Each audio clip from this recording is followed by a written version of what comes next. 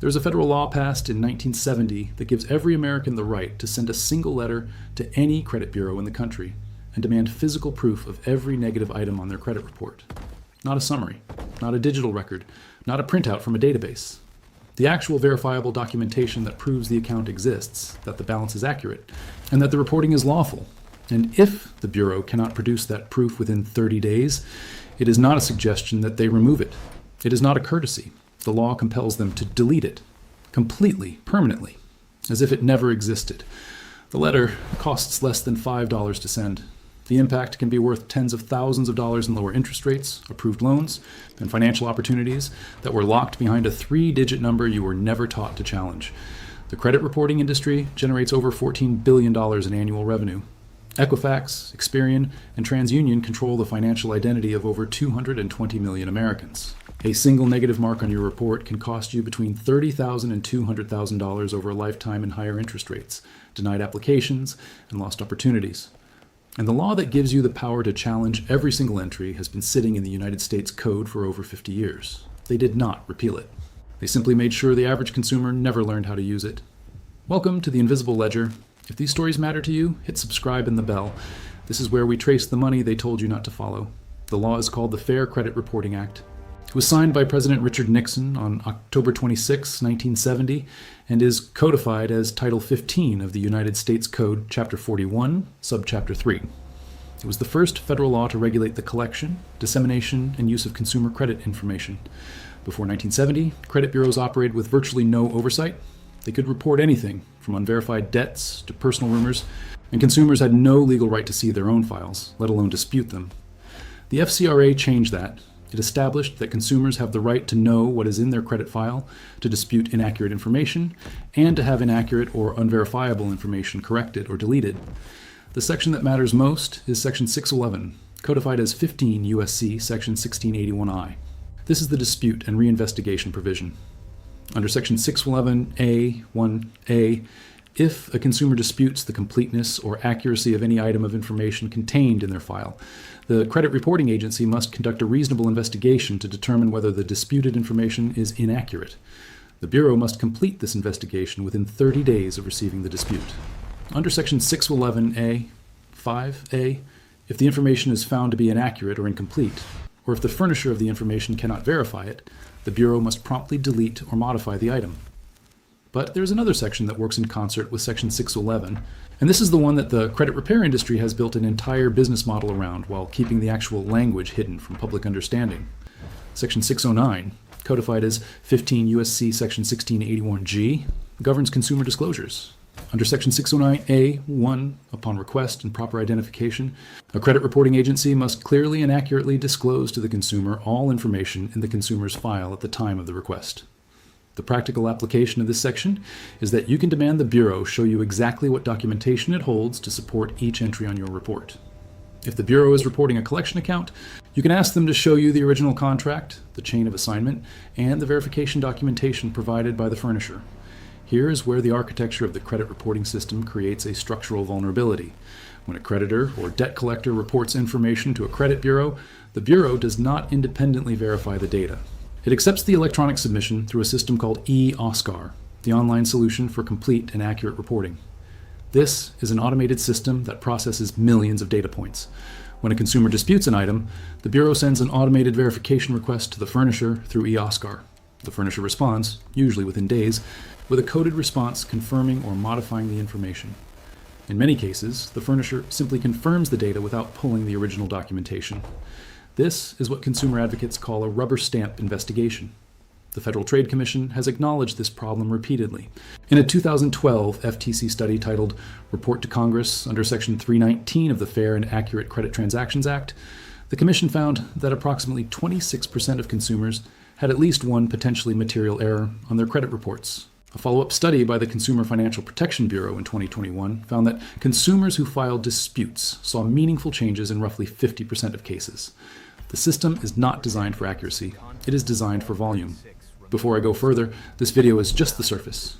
Inside the Invisible Ledger vault, you will find Section 609 and Section 611 dispute letter templates drafted with the exact legal citations, a 30-day tracking calendar, a step-by-step guide for escalating disputes to the CFPB, and the documented success rates of procedural disputes versus simple disputes. The link is in the description, but stay right here.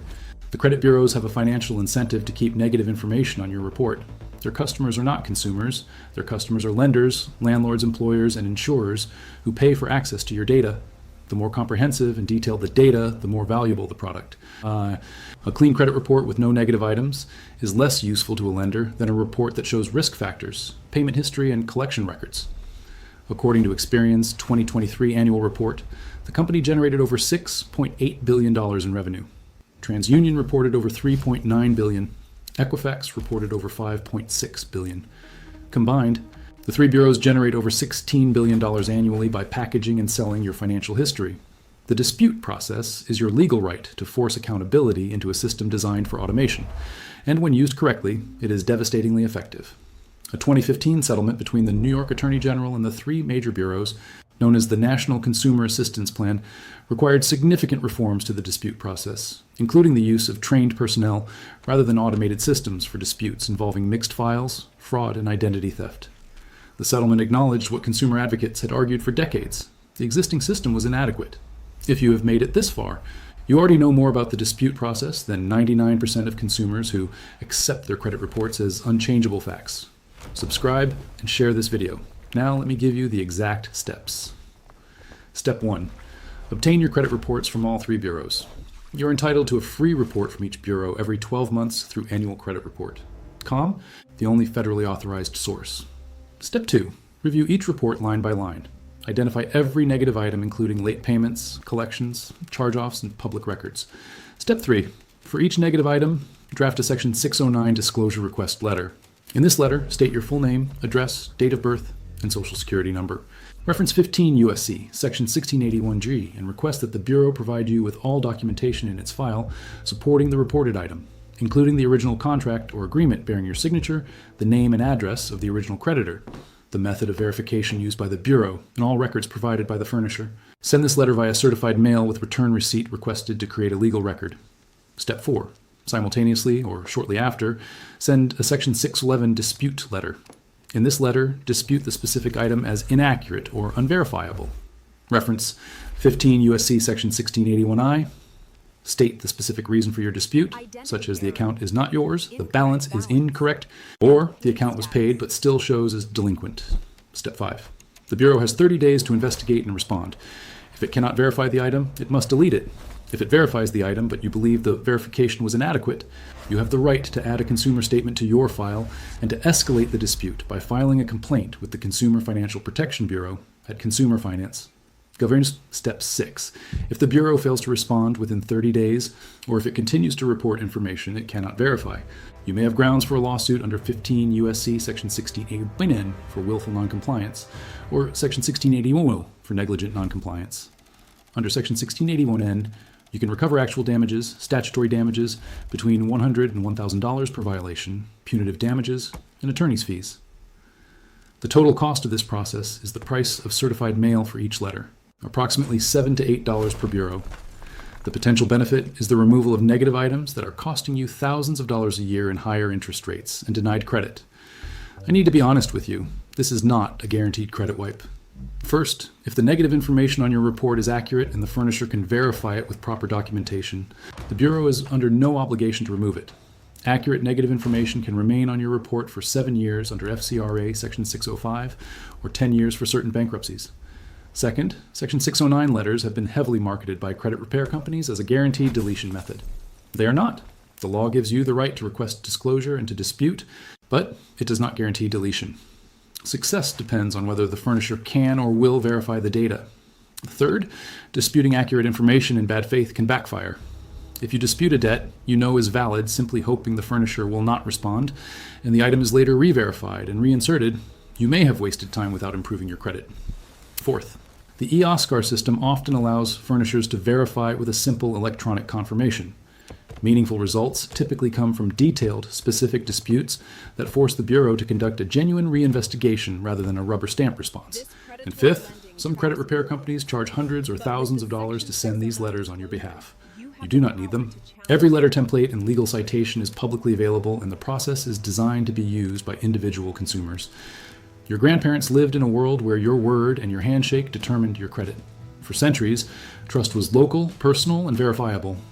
Then, in the mid-20th century, 3 private corporations were given the power to reduce your entire financial identity to a 3-digit number, a number generated by an algorithm you're not allowed to see based on data you were never taught to challenge. There was not a more accurate system. There was just a more profitable one for the companies that sell your data to the highest bidder.